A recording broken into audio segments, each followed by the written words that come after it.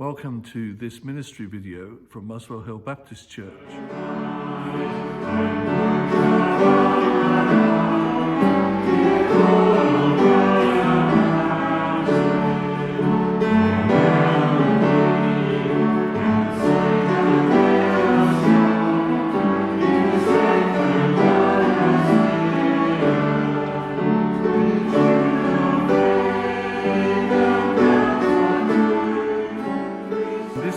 Looking at Acts chapter 27, which is an enormous chapter in all sorts of ways. One of the things about this chapter is it reiterates in an exciting story some of the great principles which I believe these last chapters of Acts are about. And the first one is that in a mixed world, a world where many love God, many search after God, and many don't want to know God, don't believe in God, and even hate God if there is one, we are going to get different situations that arise. And it isn't just about God, of course, it's also about us as people. And it is a mixed world. It's not hell, and it's not heaven. And in the darkest places, some joy is found, and in the greatest and most wonderful of places and situations, there is sadness and darkness to be found in the corners. Now, on this journey where Paul is being taken to Rome as a prisoner, there are good things that happen to him. We've seen in previous chapters how in chapter 23, he was rescued by the cavalry and taken from Jerusalem, where he would certainly have died, to Caesarea, where he received protection by the Roman authorities. Protection, but also the miserable fact that he was effectively imprisoned for years while he waited for things to progress. Now he's on his journey to Rome, having appealed to the emperor, and he's on a boat in the Mediterranean, which sounds quite desirable for all those people from Britain that go there for their summer holidays. But it isn't the summer. And as it happens, this will put you off your Mediterranean holidays, because this is where Paul is eventually shipwrecked. The boat sets out and travels up the coast a little way, and they reach Sidon, where Paul had friends. They were getting near towards Tarsus, where he comes from. The next day we landed at Sidon, and Julius, in kindness to Paul, allowed him to go to his friends so that they might provide for his needs. From there we put out to sea again and passed to the lee of Cyprus, because the winds were against us. So in a mixed world, people are kind and helpful, as well as being out to get those who love God. And it's not always possible to understand why these things happen. But there was kindness here for Paul, and he received it gladly. This is what we mean when we talk about counting our blessings, that as God takes us through our journey in this world, there are friends and companions, but also officials and situations which help us on our Christian journey. But you notice that there are headwinds, and as they head out towards Cyprus, and therefore beyond there towards Rome, the wind is against them. This is not good on a sailing vessel. And it's against Paul, and against the captain, and against the commander, and against all the people who are on board. And this is the reminder to us that, as well as having different reactions to people of faith in this world, we all share so many things. A soaking wet day with the wind blowing hard in Britain is not much happier for a Christian than it is for a Muslim, for an atheist, for a Sikh or a Hindu, or a Jew. And so as we travel through the world, we get different reactions, but we also share the journey with people who do and do not share our faith. And these are some of the principles that the Christian church will have to learn to live with, and that's why they're found here at the end of the book of Acts. Remember that we've said before in this series that you might expect a litany of newly planted churches. You might expect to hear, if you like, the sermons that Paul was preaching as he went around. Instead, you get stuff about headwinds and visiting friends as the ship stops off in port in Sidon. And these apparent trivialities are in point of fact showing us what the Christian life is like.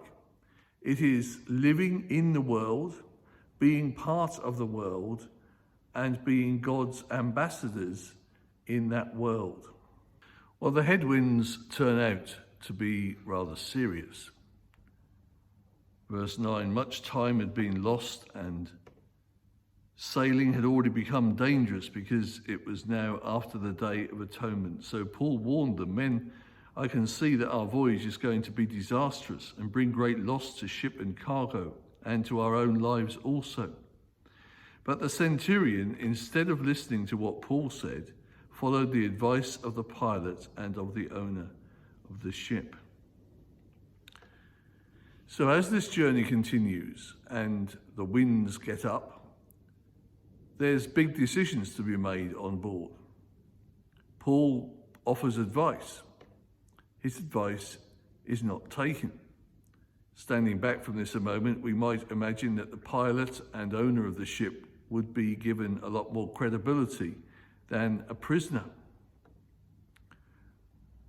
So for all the respect that Paul was shown, it was not going to happen his way all of the time. Again, this is a lesson that we have to face up to in life. Even where we are respected, we won't find people always listen to us, whether that's right or wrong. And so the ship ends up in trouble. This huge storm, a kind of storm known in the autumn in the Mediterranean, blows and the ship is no longer able to go where it wants to go, but will go wherever the wind takes it. There are 276 people on board the ship. That's a lot of people, and it includes Paul and those who are traveling with him. And here you have this graphic illustration that as Christian people doing God's work, even in God's way, we are part of a community.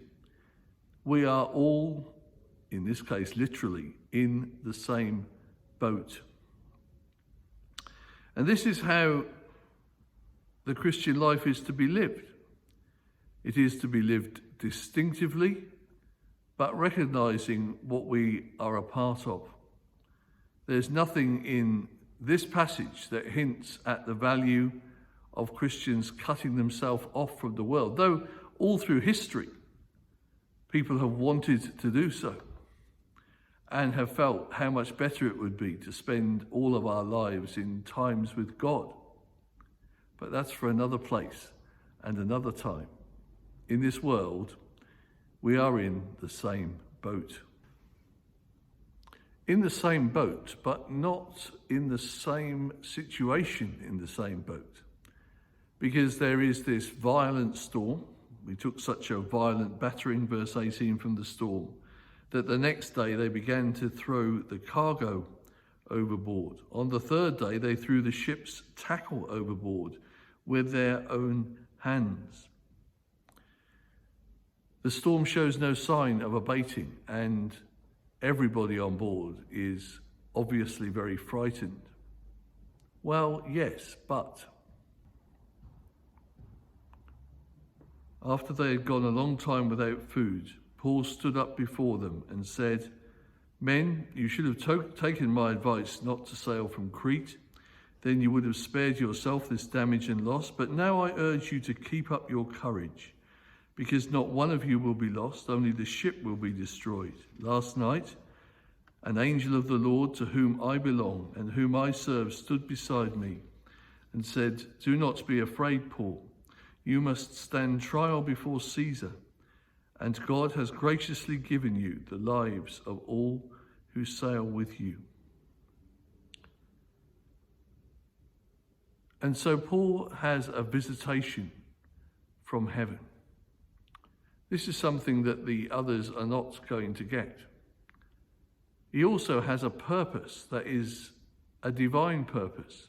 God wants him to be in Rome. God wants him to witness within the very center of the empire. And so, in a strange way, Paul is in supreme danger, as are the other 275 on the ship. But he is also indestructible, because he is about the business of God. And so, coming to what we've said already, we have to add this, that when we are in the purposes of God, in a mixed world, with kindness from strangers, but headwinds that may threaten us, we are also indestructible in carrying out the purposes of God. It is the kind of encouragement and courage with which Christian missionaries and evangelists have travelled across the world over the years, and still today work in some of the most challenging parts of the world and of our cities. And how do they do that? Because they have this sense that the Lord is with them, that God has called them. And God doesn't just do that sometimes at the beginning and leave us to believe it. He comes alongside us on our journey and encourages us, as he did to Paul here. After 14 days of the storm, Paul encourages the people to eat. They've stopped eating because, well, probably quite a bit of the food has disappeared, and they're in such a state. But he encourages them to eat because, of course, eating strengthens them and gives them hope. There's something to eat for, because you are not going to drown and die in this sea, but you are going to live, so eat. And here is this tremendous encouragement. The ministries of our church include taking food and meals to people, some of whom are in a very desperate plight in their lives and who have very, very little hope. But as we take food to them, we are symbolizing the hope. Look, the best thing for anybody is to find Jesus.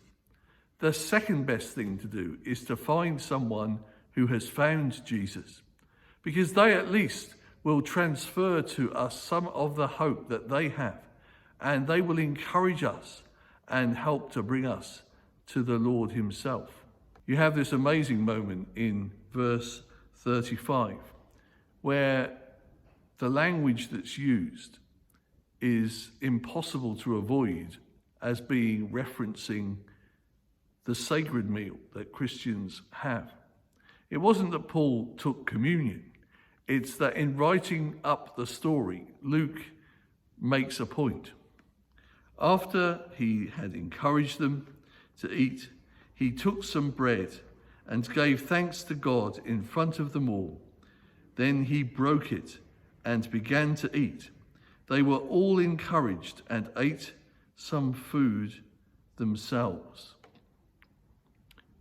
It's very hard to imagine that Luke here is not encouraging us to see that, first of all, obviously the Christian leader led these people who had previously been keen to ignore him. But he also led them in the breaking of bread and in giving thanks to God. And so in a kind of inadvertent and incredibly uncomfortable way, with the wind blowing, the ship lurching, half the things having been thrown overboard, these people kind of almost watch in on communion. They meet someone who has met Jesus, and they eat. The shipwreck occurs in one of the most dramatic paragraphs in the whole Bible. When daylight came, they did not recognize the land, but they saw a bay with a sandy beach, where they decided to run the ship aground if they could. Cutting loose the anchors, They left them in the sea and at the same time untied the ropes that held the rudders. Then they hoisted the foresail to the wind and made for the beach. So far, so good. But the ship struck a sandbar and ran aground. The bow stuck fast and would not move, and the stern was broken to pieces by the pounding of the surf. The soldiers planned to kill the prisoners to prevent any of them swimming away and escaping. If you were to take this story as a sign that you are indestructible, as I've previously mentioned, you would also have to take into account this moment on the ship, when, having been assured by God that he will safely land, he is now, Paul and the other prisoners, in a situation where the soldiers want to kill them to prevent them escaping. It's kind of out of one danger straight into another. And this is the reminder that life is not going to be straightforward for us. It's clear that in dramatic situations, we do not breeze through as Christians, and nor are we lucky.